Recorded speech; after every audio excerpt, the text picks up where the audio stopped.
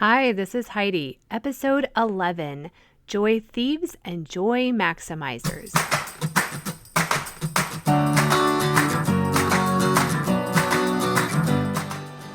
This podcast is for people who are seeking confidence, courage, and connection to live their best lives. I'm glad you're here.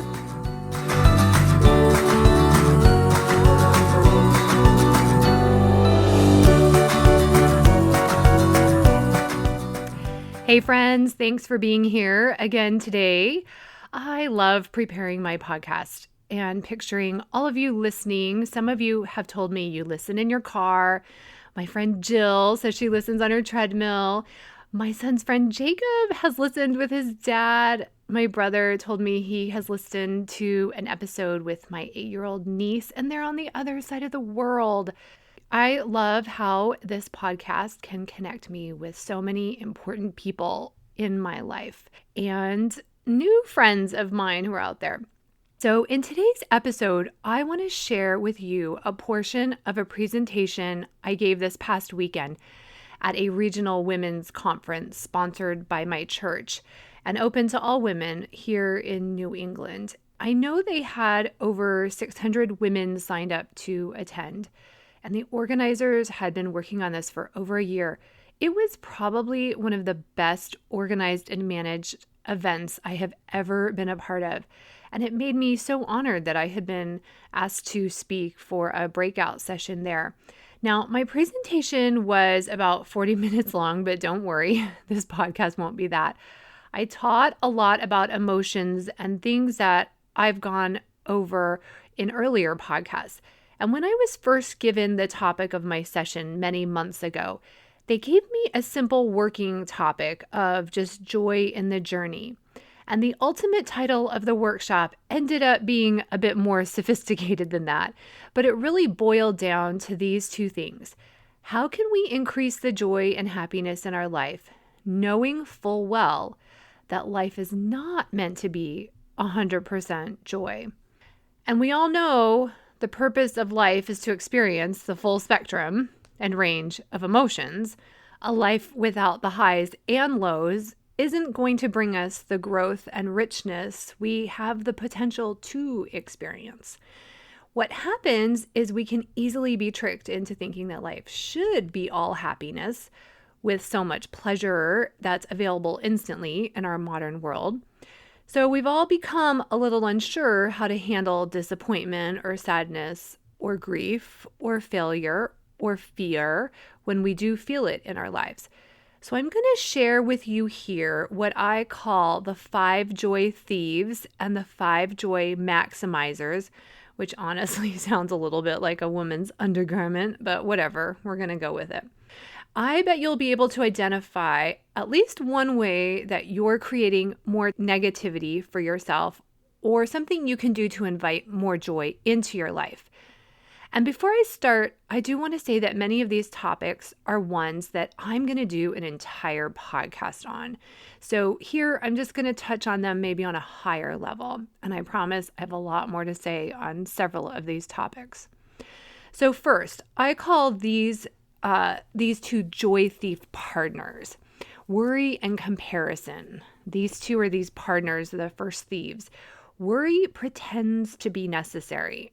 Worry wants to be needed, but it isn't. And worry robs us of peace that we can feel today. And honestly, worry has no purpose. It's an indulgent emotion.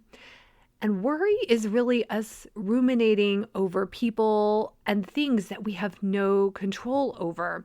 And I have to tell you, worry doesn't equal love. A lot of times I talk with people who really feel like if they can worry about things or people, it shows that they love them. And that just isn't the case. I caught myself 100% in worry yesterday. I saw it and I told myself, I am making up these worries. Stop it. And then I moved into curiosity. So the key is catching yourself when you're worrying and then just redirecting your brain to something that's useful.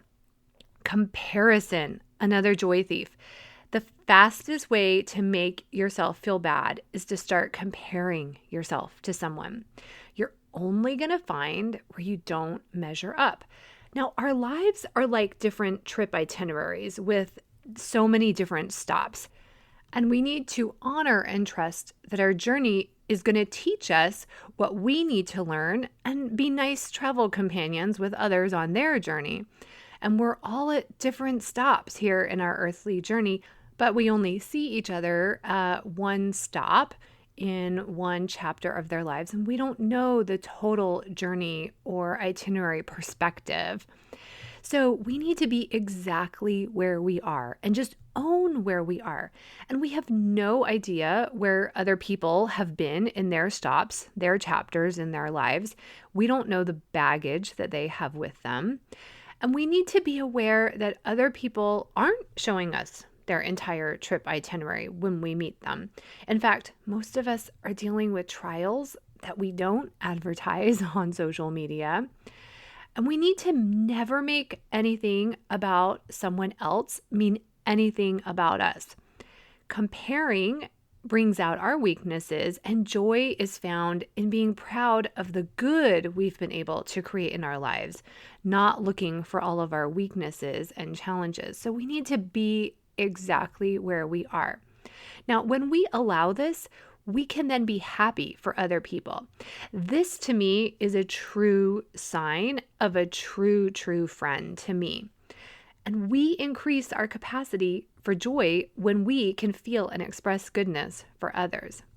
So those two were, I call them the joy thief partners, worry and comparison. The second joy thief is foreboding joy. Now, Dr. Brene Brown, a super amazing academic who has studied vulnerability and shame for 2 decades, says that joy is the most terrifying emotion. Imagine that, terrifying. Why is that? Because feeling joy or any intense positive emotion opens us up for great vulnerability to feel negative emotion. This good thing could be taken away from me.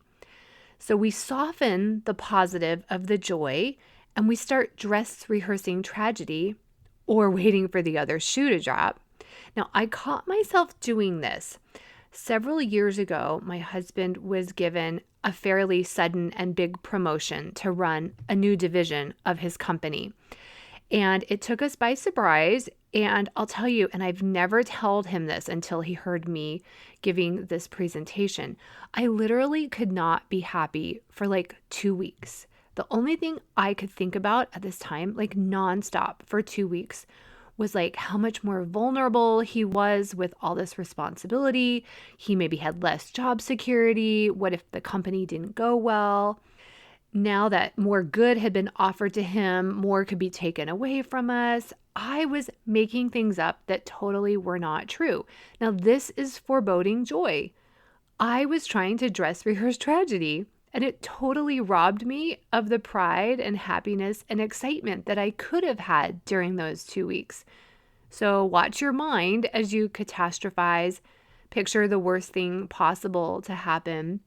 It means that you're resisting a great positive emotion, knowing that it's opening you up for vulnerability. Okay, the third joy thief is perfectionism. And perfectionism is like armor or full body shields that we wear, but they ultimately do much more damage than the fake protection we think we're getting by wearing them. And I think they're very toxic to our development and connection to others. And perfectionism only distances ourselves from others, and it's totally based on us caring what other people think. It's really a false security. So embracing our reality, our warts and all, allows us to be more of who we really are. And the most successful people fail a lot. But they don't make their failures or imperfections mean anything bad about them or make them stop trying. They just know it means they have to try something else. So we really need to not take ourselves too seriously. I have a goal to admit where I am wrong or failed at least once a day. Now, today I'm sharing with you, I love my window boxes in front of my house, but guess what? My fall purple flowers have been dead for like 3 weeks, like dead. super dead. They're still in there, but just dead. I'm a terrible gardener. I like the blooms. I love flowers, but I don't really like gardening. I'm really not good at it. So there you go. I drive up to my house and I love to see the window boxes, but I am admitting I am terrible at the regular watering. Okay. The fourth joy thief is trying to control other people. Now, we think we can control what someone else is maybe thinking, how they're going to feel if we do or don't do something, how they're going to experience life, but we can't. All of the energy spent trying to do this is all in vain, and it takes away from the energy that we have to work on our goals and experience our lives. We then can't show up the way we want to. But we're responsible for our thoughts and emotions and actions, and we need to stand in our integrity. We are responsible for how we experience anything. And this reality helps us be better travelers with other humans in this life. We're going to see more ways to be kind and humble and generous. And here's the thing, we don't know what another person is supposed to experience in their journey. Lots of times we want to stop our children and others from struggling, from going through trials, from being sad. But what if that's exactly what they're meant to experience and what will make them stronger? So trying to control other people is us thinking that we know the right way to do things. And when we drop the control, we demonstrate also that we trust others to make the right decisions for themselves. And we can be much more loving and authentic. And we also don't blame them for how we feel. Now, the last joy thief is understanding clean pain and dirty pain. I have planned this as an upcoming podcast in and of itself. But here's a summary. This concept is amazing and really helps us handle trials and struggles in life in a much more mature way. So there are two types of pain we can feel. Clean pain is the pain we feel directly from an experience. So let's use the example that I'm let go from my job. I feel insecure about my future. I might feel a little rejection. I'm not looking forward to conducting a new job search. All the pain of losing a job. Now, in my presentation, I showed a slide of 2 sandwiches. One small with just 1 or 2 layers on the sandwich. And this is clean pain. It's like the layers on the small sandwich. But dirty pain was represented by a sandwich piled very high with layers and layers of items. These layers represent the pain and the negativity that we add to a situation. So the dirty pain of losing a job is when we say, oh, I am worthless and I will never find a job. No one will hire me. My boss hated me and my coworkers were out to get me. I might have to declare bankruptcy. So you see how the dirty pain adds more guilt and negativity to our lives. And it generally involves us judging ourselves and telling ourselves that something's wrong with us because of the clean pain. So watch when you think that you're adding layers to your pain sandwich. You're creating negativity. Okay, so now I have 5 tips to increase or maximize the joy and happiness in our lives. Now, first, learning to practice gratitude. This is going to be an upcoming podcast standalone topic as well. But back to quoting the amazing Dr. Brene Brown. In all of her interviews over 20 years, the people who she interviewed that experienced the most joy were people who actively practiced gratitude. So not an attitude of gratitude. They practiced it. They have daily practices that focus their minds and thoughts to see how much they have. It could be writing in a gratitude journal. It could be going around the dinner table saying what we're grateful for. My family has been doing that, especially this week, and I want them to show gratitude for the big and the small. The other day, I said I was grateful for our panini maker. Like, how crazy cool is that kitchen tool? Our trip to France turned us all onto paninis. And that night I was messaging my husband who's out of the country, and I asked him, hey, what are you thankful for? We're going to share it right now at the dinner table. And of course, his response was, well, I'm thankful for all of you. So be grateful for the small daily things like your panini makers, but then the much more important relationships and blessings. Now you find your practice, but this will focus your brain on the good at each stop in your journey, and it's going to actually allow you to create space in your heart and life to accept more good. See, the thing is, we receive more of what we show thanks for, and gratitude always comes before joy. Okay, the second joy maximizer is learning to become a watcher of our thoughts. So, what do we think about our life? We need to develop an awareness for the emotions that we feel on a daily basis and what thoughts we are thinking that are creating these emotions. And honestly, this takes practice. It takes stillness and curiosity. I work with my clients on this in every single coaching session, regardless of what their goals are or their struggles. And my biggest breakthroughs have come when I investigate and identify the thoughts creating problems for me. So start to examine your thoughts. Do you see life as working for you or against you? Can you possibly see how the universe has been conspiring for you and you're exactly where you should be?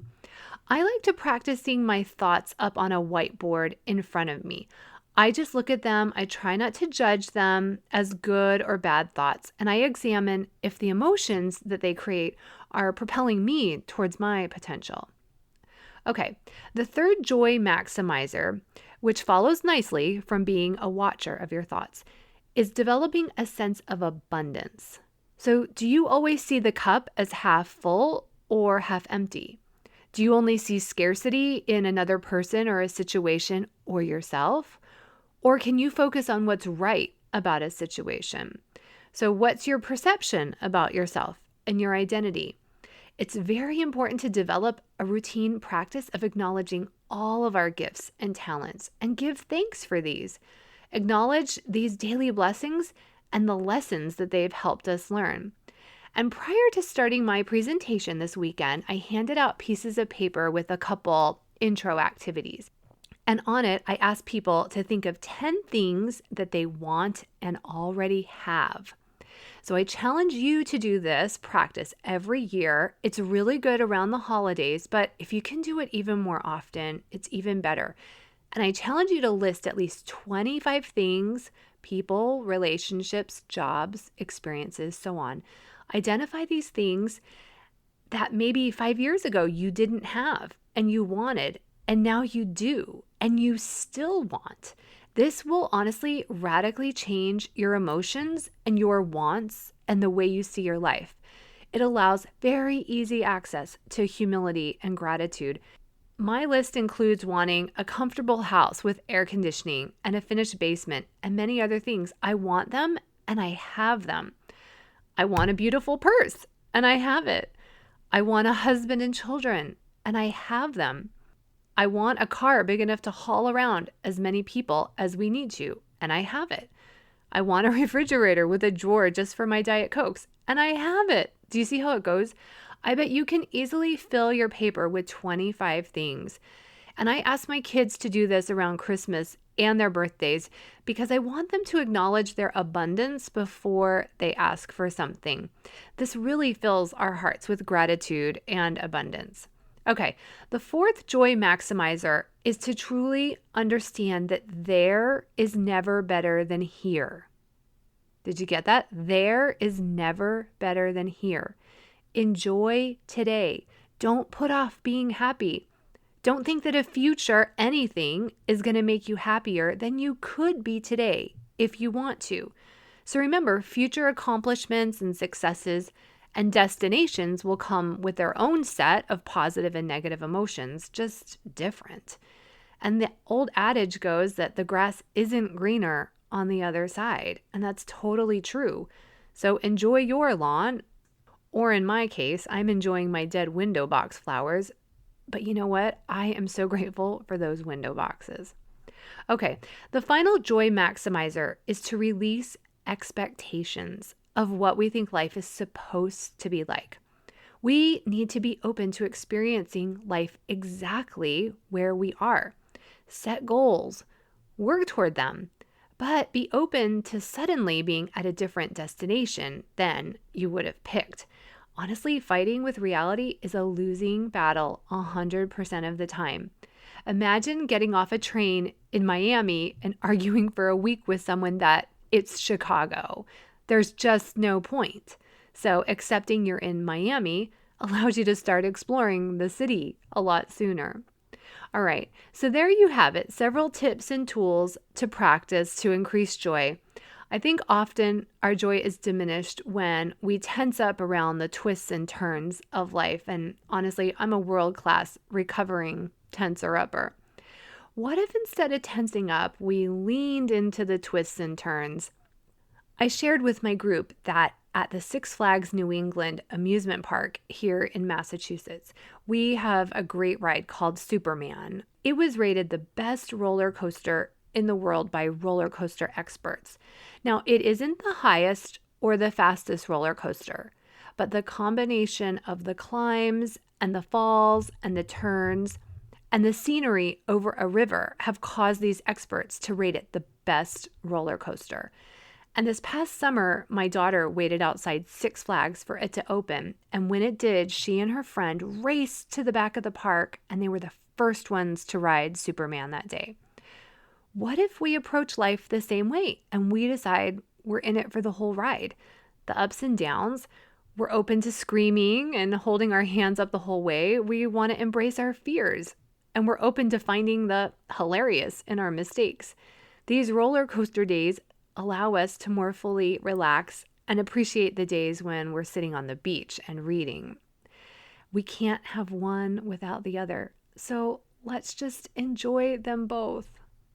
I'm looking for 5 people to go through a 2020 confidence course, to do it now in 2019, just in time to create a calm holiday and kick off the year with increased confidence.